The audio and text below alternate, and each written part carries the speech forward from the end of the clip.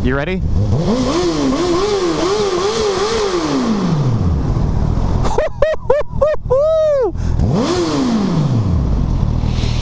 But how cool was that?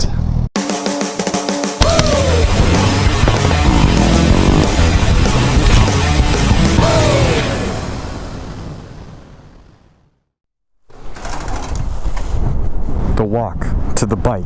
Daily occurrence after work. It's my favorite part of the day. Let's get out of here.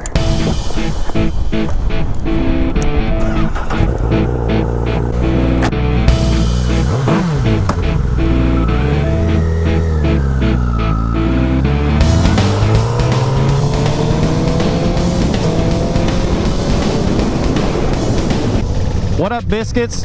It's your boy, Biscuit Benny, back at it again, this time on the CBR1000RR. If you see here, I got Biscuit on the dash. That's how you know. That's how you know you're at the OG channel. I'm out riding today with old Abby on the back. First time trying out the CBR. She feels like she's 10 feet in the air. It's pretty high back there. I got this thing set on low power mode, mode 3, because I'm still trying to get used to this bike, and I got a passenger, so might as well play it safe. It's not raining today, it's 50-something degrees, and it is a beautiful day for riding. Abby, what did you say about highway riding? I see. Yeah, so what she said was on the interstate today, it's really windy with a lot of crosswind. Being up that high and sort of separated from the driver, apparently you don't feel super stable up there, and that's something to note. It probably doesn't help that the seat feels like plastic, like she said, and also I'm not a huge dude, so I don't really take up a lot of the seat, and maybe there'd be more of me to hang on to if I was fat or tall or both. But I am neither, and that means this bike will just go that much faster. Woo woo. It's that woo woo. It really feels stable even with you on the back, which really upsets the center of gravity. But it doesn't feel like it's gonna tip over. It feels stable, you know, it's good. The goal is to be accident free forever. I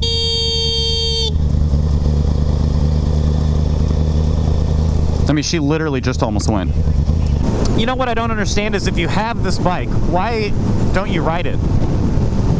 The guy before had it for a year, and he only put 1,500 miles on it. I mean, I'm going to put 1,500 miles on this thing easily in a month. Oh, God. I don't like... No. Oh, gosh. And we're just going to go. I really don't want to be behind this guy at all. Like, I have zero interest. Look at this. What a effing disaster. Dude. How many ladders do you need? I gotta practice my shifting on this. It's very different from the SV.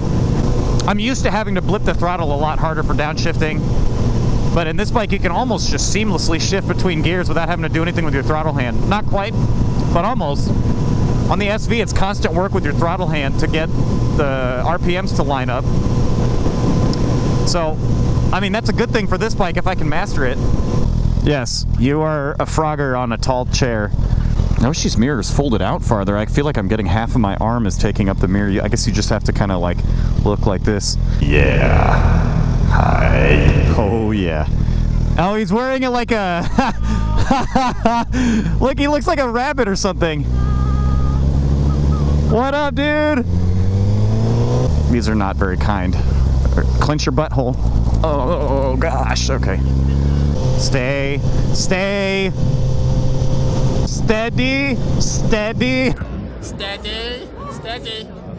Well, we got a lot of plans for the CBR, obviously, because it's nearly stock except for the exhaust, which I'm grateful that the previous owner invested in an aftermarket exhaust. That is very cool, because I basically got it for free.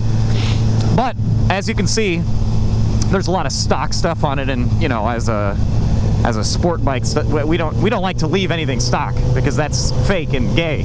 So what I plan on doing is putting on an aftermarket windscreen. You can see that it is clear. Aftermarket levers, obviously, you need the levs. Also, as any bike I think should have, I'm gonna put some frame sliders on it because I don't ride on track days, and I know those track guys will tell you not to put frame sliders on because that's what the pits are for, but I don't ride on the track, so I'm never gonna drop it on the track. A lot more likely to crash in the road, so I'd like for the bike to slide. So frame sliders. I'm gonna put swing arm spools on the back because this thing doesn't have any, and then get those pit bull stands, and probably put spools on the front as well for sliding. Oh, and obviously a fender eliminator and an integrated tail light, because aesthetics are muy importante. Muy importante. Ah, yeah, the bike feels so good. I'm just so happy with this purchase. This was zero buyer's remorse, you know? I was worried that, you know, obviously when you spend this amount of money, especially in cash, it's like, well, I sure hope I'm not going to hate this, because it's not like there's really, you know, there's no refunds. Oh, really? You're on your phone and you're no signal. What a dick. Oh, gosh.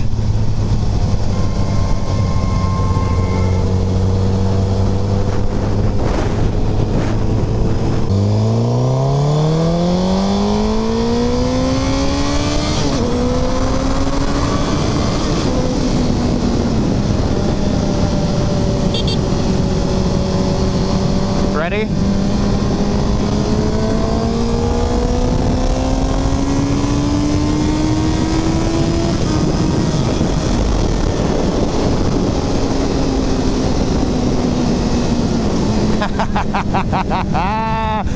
Lowest power setting, my ass.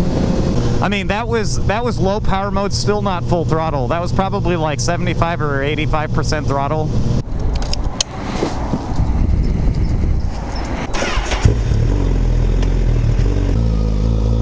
See ya.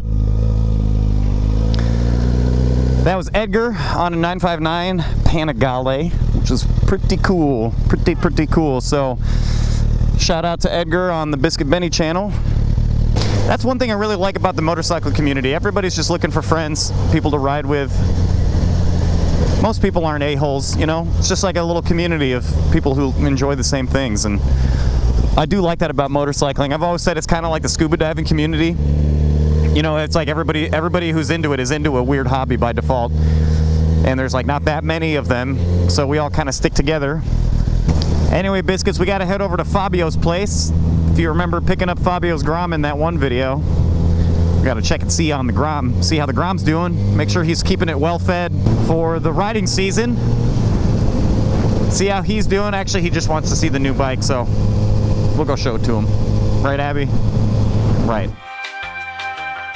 Check-in with Fabio complete. Grom still seems to be alive. He likes the bike, that's what matters. Look at this ugly Kia Soul, the new Soul. That is hideous.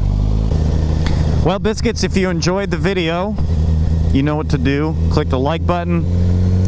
If you want to see more of this content, hit subscribe. You can follow me on Instagram at Biscuit Benny and on Facebook. For more content, click the bell notification icon. And until next time, y'all. Peace!